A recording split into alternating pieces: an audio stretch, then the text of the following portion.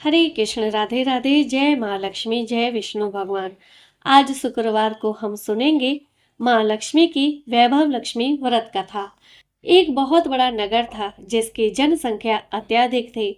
दूर पास के अनेकानेक लोग इस नगर में काम, नौकरी, रोजगार की तलाश में यहाँ आते थे और रोजगार पाने पर यहीं जम जाते थे। ऐसे लोग अपने काम धंधों में इस तरह से व्यस्त रहते थे कि अपने अतिरिक्त किसी की परवाह नहीं करते थे। लोभ, स्वार्थ ने घर के सदस्यों से भी प्रेम व्यवहार कम कर दिया था। ममता, प्यार, दया, सहानुभूति, परोपकार जैसे संस्कार बहुत कम हो गए थे। पूजा पाठ दिखावे व स्वार्थ पूर्ति के लिए ही लोग करते थे। श्रद्धा पूर्वक भक्ति भाव से प्रभु भजन एवं कीर्तन नाम मात्र ही था। हेरा फेरी, बेईमानी, शराब, जुआ और व्यभिचारी आदि धर्म विरुद्ध कार्यों को ही लोग जीवन का सुख मानते थे। सदा जीवन और उच्च विचार की शिक्षा पुरानी पड़ गई थी। अब तो अधिकांश लोग किसी भी प्रकार धन कमाकर ऐश करो पर विश्वास रखते थे। इसी नगर में मनोज और शीला नामक एक नव दंपति निवास करते थे। मनोज का अपना छोटा सा एक कारोबार था। वह बहुत विवेकी और सुशील था। ईमानदारी से वह अपना कारोबार करता था, जिससे उसका कारोबार ठीक ठाक चल रहा था और आराम से उनका जीवन व्यतीत हो रहा था। मनोज की पत्नी शीला धार्मिक प्रकृति की संतोषी स्वभाव की स्त्री थी। वह किसी की बुराई नहीं करते थे, परंतु यथासंभव दूसरों की सहायता को भी तत्पर रहते थे। गृह कार्यों से बचे समय का सदुपयोग व प्रभु भजन व कीर्तन करने अथवा धार्मिक या ज्ञानवर्धक पुस्तकें पढ़ने पर व्यतीत करते थे। वास्तव में उनकी गृहस्थी एक आदर्श गृहस्थी थी। आसपास के अधिकांश लोग इस परिवार की सराहना करते थे, किंतु कुछ लोग जिन्हें दूसरों की खुशी देखकर जलन होती, उन्हें सुख संतोष पूर्वक जीवन यापन करते देख मन ही मन वह कुढ़ते और दुखी रहते थे। वह इस प्रयास में रहते थे कि किसी प्रकार भी मनोज को गलत रास्ते पर चलाकर उसकी संपत्ति से स्वयं ऐश करे। मनोज और शीला की गृहस्थी इसी प्रकार हंसी खुशी चल रही थी। पर कहावत है, सब दिन होत न एक समान। मनुष्य के जीवन में दुख, सुख, हानि, लाभ लगे रहते हैं। मनोज को भी अपने कारोबार में काफी घाटा उठाना पड़ा। उसका शायद कुछ भाग्य ही रूठ गया था। वह अपने कारोबार में हुए घाटे को जल्द से जल्द लाभ में बदलने के चक्कर में गलत लोगों से मित्रता कर बैठा।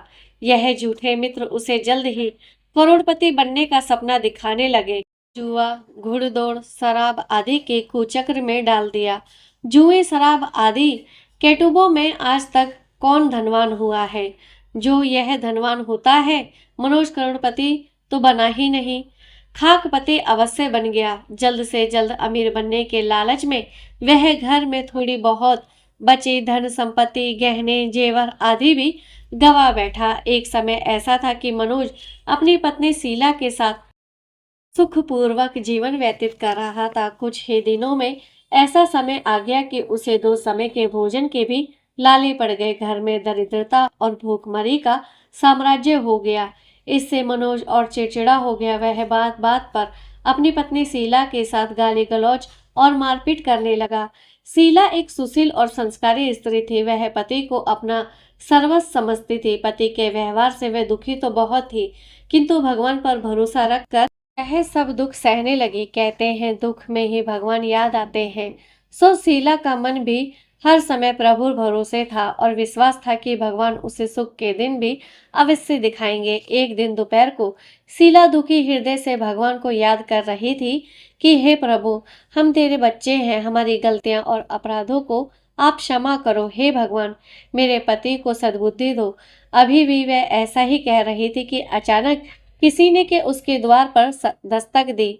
शीला विचार मगन हो गई कि इस समय मुझ गरीब के घर कौन आ सकता है। सगे संबंधियों और यार दोस्तों ने पहले ही किनारा कर लिया था, फिर भी द्वार खोल दिया। देखा तो सामने एक वृद्धा खड़ी थी। शरीर पर झुर्रियां थी, किंतु चेहरे से अलौकिक तेज टपक रहा था। उनकी आंखों से करुणा और प्यार का मानो अमृत बह रहा था। शीला उस वृद्धा को पहचानती नहीं थी, फिर भी आदर के साथ उन्हें घर के अंदर ले गई। किसी को बैठाने के लिए घर में उपयुक्त आसन नहीं था। अतः सकुचाते हुए शीला ने एक फटी हुई चादर बिछाकर उन्हें बैठने को कहा। वृद्धा उसी चादर पर आराम से बैठ गई। वृद्धा के आगमन से शीला के मन को कुछ शांति से महसूस। वृद्धा ने उससे पूछा, शीला, मुझे पहचानती हो या नहीं? शीला बोली, माँ जी, आपको देखते ही कुछ अपना सा महसूस हो रहा है। ऐसा लगता है जैसे आप मेरे बहुत नजदीकी हो। आपको देखकर मेरा रोम रोम खिल उठा है, जैसे प्राय विशेष परिचित व्यक्ति से मिलने पर होता है, किंतु मुझे कुछ याद नहीं पड़ता मैंने आपको कहाँ देखा था। वृद्धा ने अपना तत्व दिखाते हुए कहा, क्यों इतनी जल्दी भूल गई? अभी कुछ दिन पहले ही तो तू लक्ष्मी जी के मंदिर में शुक्रवार को भजन कीर्तन में जाती थी। मैं भी वहां आया करते थे। हर शुक्रवार को मैं तुमसे वहां मिलती थी। जब से शीला का पति मनोज गलत लोगों की संगत में बैठकर घर लुटाने लगा था, तभी से शीला बाहर निकलने में शर्म महसूस करने लगी थी। अतः उसने मंदिर जाना भी बंद कर दिया था। शीला ने याद करने की कोशिश की कि वह कब उस बुढ़िया माँ से मिले थे, परंतु उसे कुछ याद न आया। तभी वृद्धा बोली, बेटी, तू मंदिर में कितने मधुर भजन गाते थे। बहुत दिन से तू वहां नहीं आई, तो मैंने सोचा चलो चलकर देखती हूँ, कहीं तू बीमार तो नहीं पड़ गई। यही सोचकर यहाँ चली आई। वृद्धा के ममत्व भरे वचनों को सुनकर शीला का हृदय भर आया। उसने अपनी रुलाई रोकने की कोशिश की, किंतु असफल रही और वह फूट फूट कर रोने लगी। यह देखकर वह बुढ़िया माँ के पास आई और सिर पर प्यार भरा हाथ फेर कर कस बंधाने लगी। वृद्धा बोली, बेटी, जीवन में सुख और दुख आते ही रहते हैं। हमेशा सुख अथवा हमेशा दुख कभी किसी पर नहीं होता, अतः दुखों से घबराना नहीं चाहिए। शीला बोली, माँ जी, मैं थोड़े दुख में नहीं घबराई, किंतु अब नहीं सहा जाता। ऐसा कहते कहते वे फिर रोने लगे। वृद्धा फिर सांत्वना देती हुई बोली, धैर्य धरो बेटी और अपनी व्यथा मुझे बता। तुझे क्या दुख खाए जा रहा है? इस प्रकार बताने से तेरा मन भी हल्का हो जाएगा और मुझसे हो सकेगा तो तेरे दुख का उपाय भी मैं बता दूंगी। वृद्धा की बात सुनकर शीला के मन को बहुत राहत मिली। उसने बुढ़िया माँ को अपनी दुख भरी कथा सुनानी शुरू की। वह बोली, माँ जी, पहले मेरे परिवार में बहुत सुख शांति थी। मेरे पति बड़े मेहनती, ईमानदार और सुशील थे। भगवान की कृपा से मेरे घर में खुशियां ही खुशियां थी। किसी भी प्रकार में हमें कभी धन की कमी महसूस नहीं होती थी। अचानक हमारे भाग्य ने पलटा खाया। मेरे पति को अपने कारोबार में घाटा हुआ। अधिक धन कमाने के चक्कर में वे बुरे लोगों की संगत में चले गए और वे जुआ, शराब, रेस आदि में फंस गए। इस प्रकार उन्होंने अपना सब कुछ गंवा दिया। आज हम बिल्कुल कंगाल हो गए हैं। अब तक जैसे तैसे घर की छोटी मोटी चीजें बेचकर हम अपना गुजारा करते रहे हैं। अब तो घर की सब वस्तुएं भी समाप्त हो गई। हम दर दर की ठोकरें खाने वाले भिखारी हो गए। वृद्धा बोली, बेटी, कर्म की गति बड़ी न्यारी होती है। मनुष्य यदि अच्छे कर्म करे तो उसे दुख ही नहीं उठाने पड़ते। कुछ पिछले जन्मों के कारण लाभ, हानि अथवा सुख दुख मनुष्य पर आते हैं। ऐसे में वह संयम से काम ले और भगवान पर भरोसा रखे तो शीघ्र ही उन दुखों से पार पा लेता है। बेटे, तेरे दिन भी अवश्य फिरेंगे। मैं तुझे एक उपाय बताती हूँ। तू भगवती महालक्ष्मी के भक्त है। वह तो स्वयं धन की देवी और प्रेम तथा करुणा की अवतार है। अपने भक्तों पर उनकी कृपा सदैव बनी रहती है। अतः तो उन्हीं महालक्ष्मी जी का व्रत कर, वह अवश्य ही तेरा कष्ट दूर करेंगे। बुढ़िया माँ की बात सुनकर शीला बहुत प्रसन्न हुई। उसने पूछा, माँ जी, श्री महालक्ष्मी जी का व्रत कैसे किया जाता है, ये मुझे समझा कर कहो। मैं इस व्रत को अवश्य करूंगी। बुढ़िया ने कहा, बेटी, श्री महालक्ष्मी जी का व्रत बहुत ही सरल है। इसके करने से धन, संपत्ति, सुख, वैभव और यश प्राप्त होता है। कुंवारी कन्याओं को मनचाहा पति मिलता है। निसंतान को संतान मिलती है। खोई हुई वस्तु वापस मिले।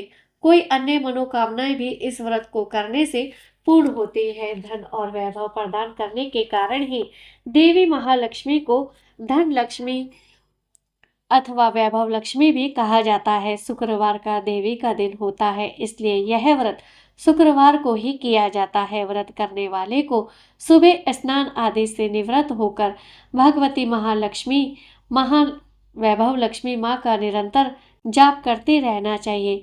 सायकाल अपने घर के एक कोने में चौका लगाकर अथवा साफ कर कर पटड़ा रखो, उसके ऊपर एक साफ कपड़ा बिछाकर उस पर थोड़े से चावल रखो, फिर एक लोटे में जल उन चावलों के ऊपर रखो। लोटे के ऊपर एक कटोरी रखो, उस कटोरी में सोने या चांदी का कोई आभूषण रखो। अगर कोई आभूषण ना हो तो 1 रुपये का सिक्का भी कटोरी में रखा जा सकता है। इसके बाद एक घी का दीपक और धूपबत्ती जलाकर रखो। एक बर्तन में थोड़ा मीठा प्रसाद के रूप में रखो। प्रसाद में बतासे अथवा गुड़ भी रखे जा सकते हैं।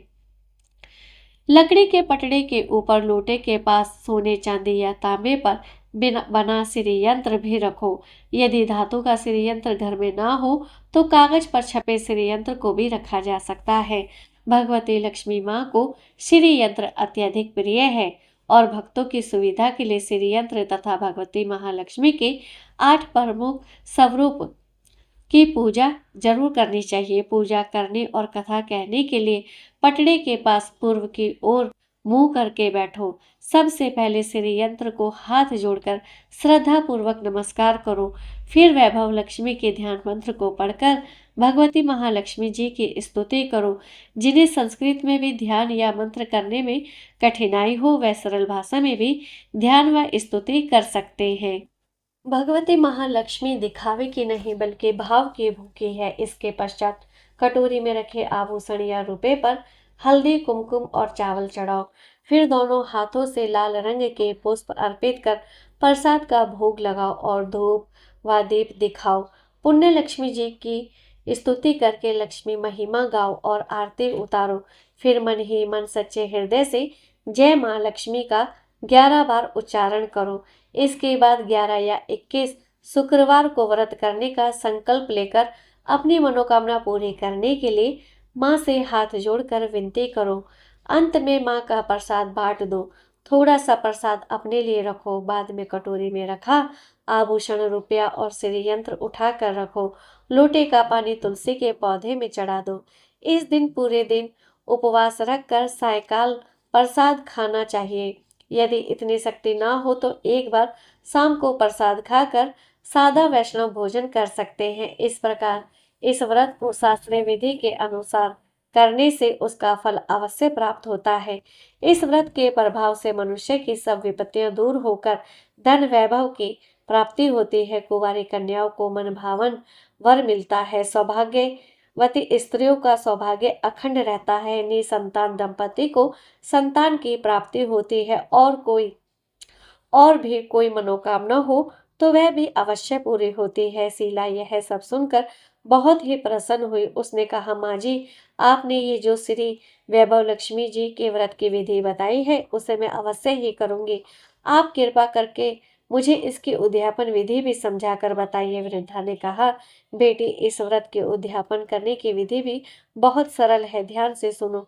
11 या 21 जितने शुक्रवार को व्रत करने का संकल्प किया हो उतने ही व्रत पूर्ण श्रद्धा और भावना पूर्वक पूरे होने का अंतिम शुक्रवार को उद्यापन किया जाता है। इस दिन पूजा विधि हर शुक्रवार को की गई पूजा विधि की तरह की जाती है। इस दिन प्रसाद के लिए नारियल गिरी और खीर का प्रसाद वितरित किया जाता है। प्रसाद के साथ ही कम से कम 7 कुंवारी या सौभाग्यवती स्त्रियों को कुमकुम का तिलक लगाकर श्री वैभव लक्ष्मी व्रत कथा की एक एक पुस्तक भेंट दी जाती है। अंत में फिर भगवती श्री महालक्ष्मी के विभिन्न स्वरूपों को श्रद्धा पूर्वक हाथ जोड़कर नमस्कार करो और मन ही मन माँ से प्रार्थना करो कि हे महालक्ष्मी माँ, हे धन लक्ष्मी माँ, हे वैभव लक्ष्मी माँ, मैंने सच्चे मन से आपका व्रत पूर्ण किया है। फिर भी मुझसे कोई गलती या अपराध हुआ हो तो उसे आप क्षमा करना। हमारी जो भी मनोकामना है आप उसे पूर्ण करना। हमारा सबका कल्याण करना। हमारी विपत्तियों को दूर करके हमें धन वैभव प्रदान करना। हे देवी माँ, आपकी महिमा अपरंपार है। बुढ़िया माँ से श्री वैभव लक्ष्मी के व्रत की शास्त्रीय विधि सुनकर शीला यह सुनकर आनंदित हो गई। शीला ने संकल्प करके आंखें खोली तो सामने कोई ना था। वह विस्मित हो गई कि माँ जी कहाँ गई। शीला को तत्काल ये समझते देर न लगी कि वह माँ जी और कोई नहीं, साक्षात लक्ष्मी जी ही थी। दूसरे दिन शुक्रवार था। सवेरे स्नान करके स्वच्छ कपड़े पहनकर शीला ने माँ जी द्वारा बताई विधि पूरे मन से व्रत किया। आखिर में प्रसाद का वितरण हुआ। यह प्रसाद पहले पति को खिलाया। प्रसाद खाते ही पति के स्वभाव में फर्क पड़ गया। उस दिन उसने शीला को मारा नहीं, सताया भी नहीं। शीला को बहुत आनंद हुआ।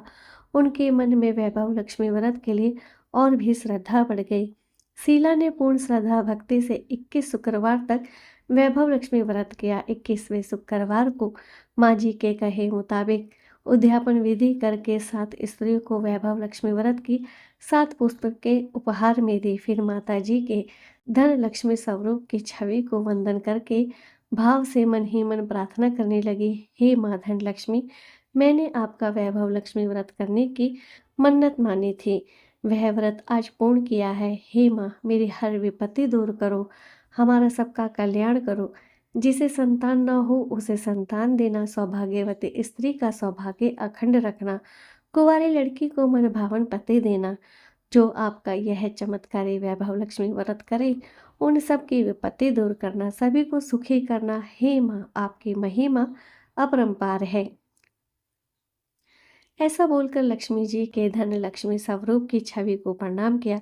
व्रत के प्रभाव से शीला का पति एक अच्छा इंसान बन गया और कड़ी मेहनत करके व्यवसाय करने लगा। उसने तुरंत शीला की गिरवी रखे गहने छुड़ा लिए। घर में धन की बाढ़ सी आ गई। घर में पहले जैसे सुख और शांति छा गई।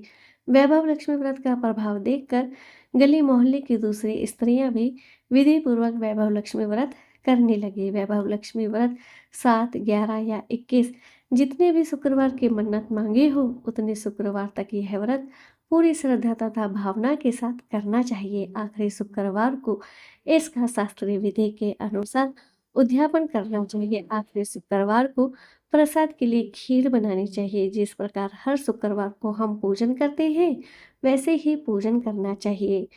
बाद में माँ के सामने एक श्रीफल फोड़े। फिर कम से कम 7 कुंवारी कन्याओं या सौभाग्यशाली स्त्री को कुमकुम का तिलक लगाकर माँ वैभव लक्ष्मी व्रत कथा की पुस्तक एक एक प्रति उपहार में देनी चाहिए और सबको खीर का प्रसाद अवश्य देना चाहिए। इसके बाद माँ लक्ष्मी जी को श्रद्धा सहित प्रणाम करना चाहिए। फिर माता जी के धन लक्ष्मी स्वरूप की छवि को वंदन करके भाव से मन ही मन प्रार्थना करें, हे माँ धन लक्ष्मी, मैंने आपका वैभव लक्ष्मी व्रत करने की जो भी मन्नत मांगी थी वह व्रत आज आप पूर्ण करें। हे माँ, हमारी मनोकामना है। फिर मनोकामना बोले और हमारी हर विपत्ति को दूर करे और हम सबका कल्याण करे। जिसे संतान न हो उसे संतान देना, सौभाग्यवती स्त्री का सौभाग्य अखंड रखना। ऐसा बोलकर जय माँ लक्ष्मी का जयकारा लगाए। तो मेरी प्यारी बहनों, यह थी धन लक्ष्मी वैभव लक्ष्मी शुक्रवार की व्रत कथा। कमेंट बॉक्स में जय माँ लक्ष्मी जरूर लिखें। ऐसा लिखने से आप सभी की संपूर्ण मनोकामनाएं पूर्ण होगी। कथा आपको पसंद आई तो कथा को लाइक करें और ज़्यादा से ज़्यादा शेयर जरूर करें। चैनल को सब्सक्राइब करना ना भूलें। इसी के साथ हरे कृष्ण, राधे राधे, जय माँ लक्ष्मी, जय विष्णु भगवान की।